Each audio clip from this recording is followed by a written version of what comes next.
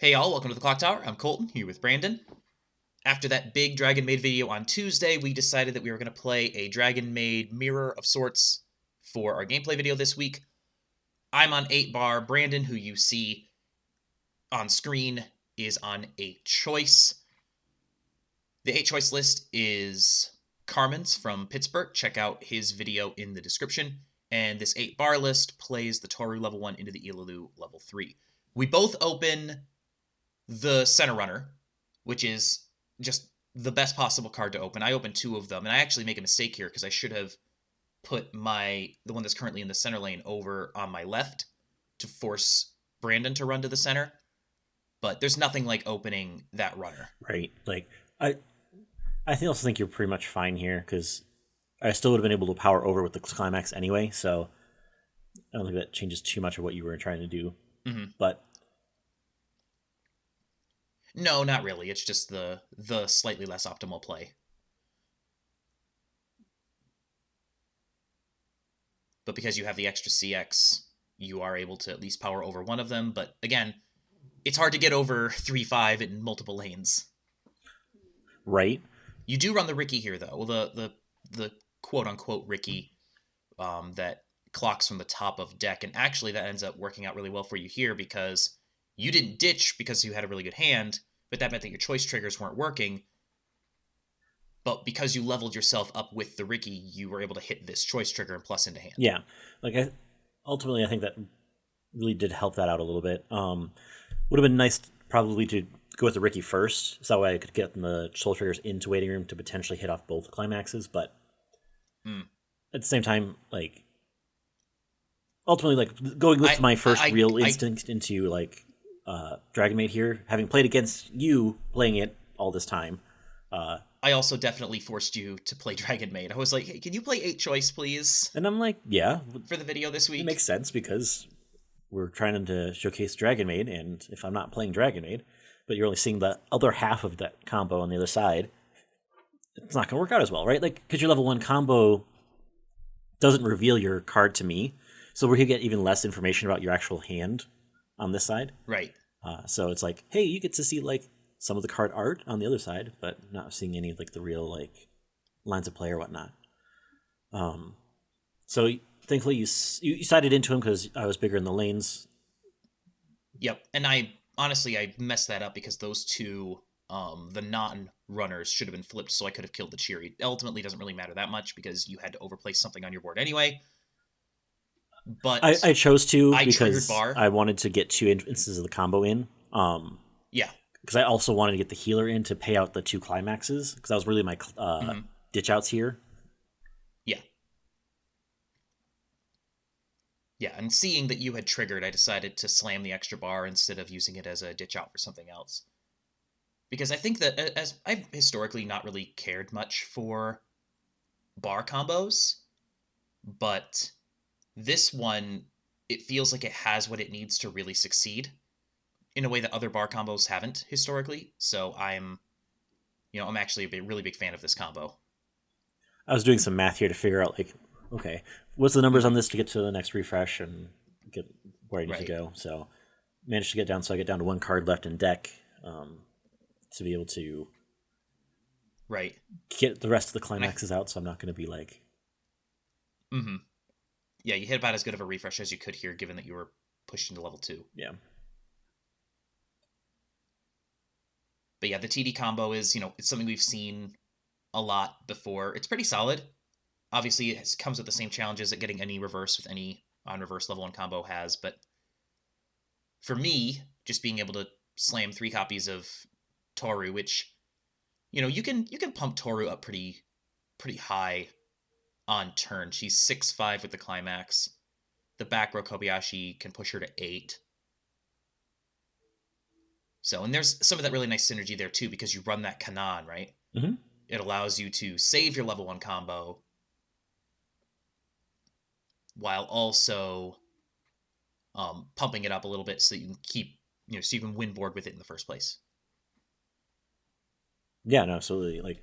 I think that's really helpful to get those power thresholds you're looking for.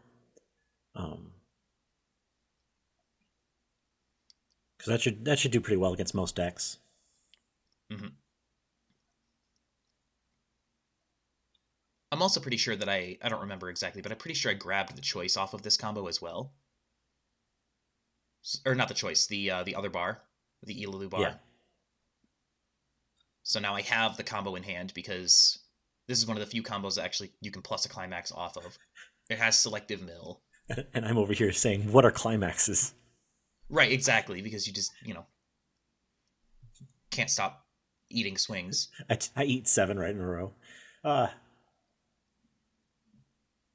so I heal down here because being 7 out of 23, I feel pretty confident that I'm going to cancel some damage on this backswing. So I could, Right, in theory, you shouldn't die. in theory,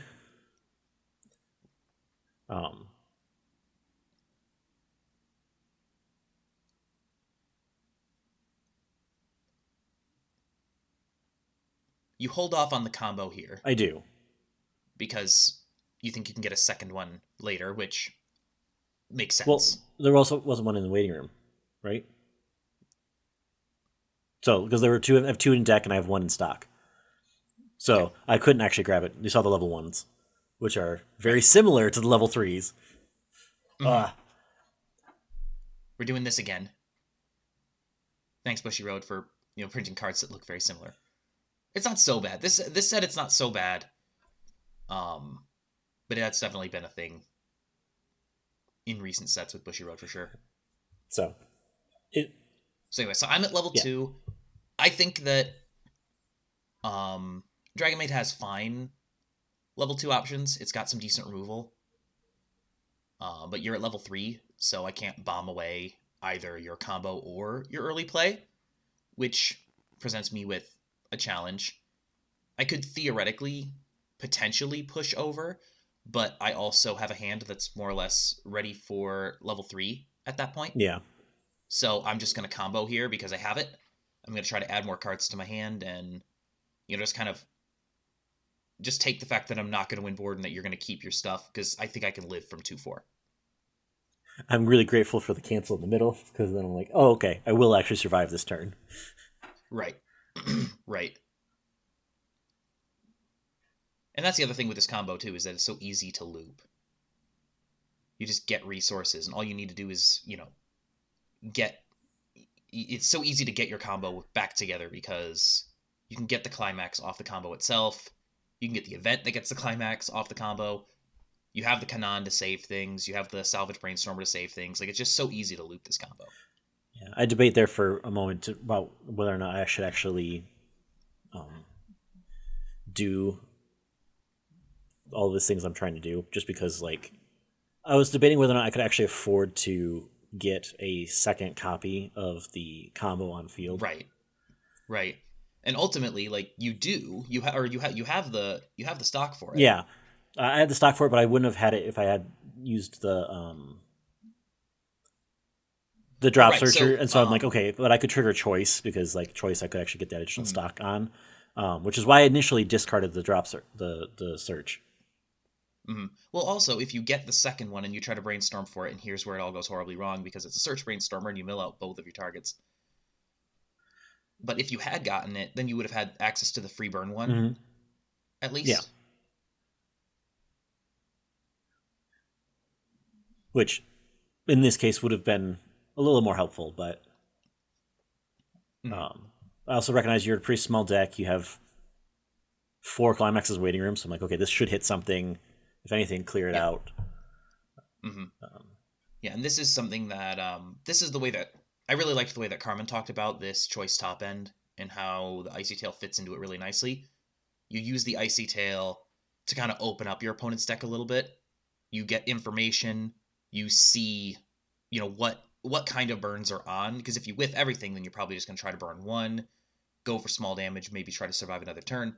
But if you actually hit something off of that icy tail, the deck is a lot more open. You can actually hit your swings. So maybe you go a little bit more aggressive with your burns. Yeah. Well, and even here, I was able to swing twice for lethal, burn for 3, swing for 4. Mm-hmm. It just Yep, and that's what Dragon Maid affords you is the opportunity to swing for lethal.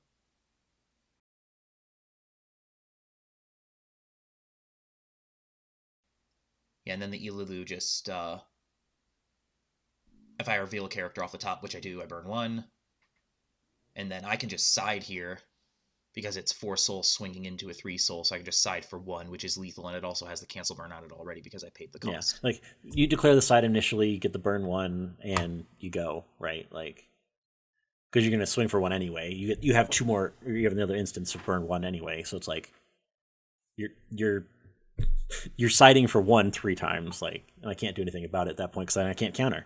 I like the Ilulu top end a lot. I think the choice top end's been getting most of the praise, and I think it's technically the better top end, but both of them are playable for sure.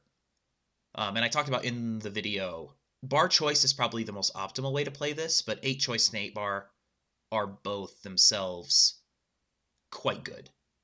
So you can play any of those 3, I think, and you'll do just fine. So nothing meta breaking here, but definitely a couple of very competent decks built around a handful of solid combos. And that's all we've got. Thank you for joining us. We'll be back on Tuesday with a Clock Talk. Thursday, more 5 cards, 5 minutes. Brandon will have a deck tech the following Tuesday. And in 2 weeks, more gameplay or 5 cards, 5 minutes, depending on whatever it is that we need to do. Thank you so much. Until next time, please like, share, comment, and subscribe, and have a good one. We'll see you then.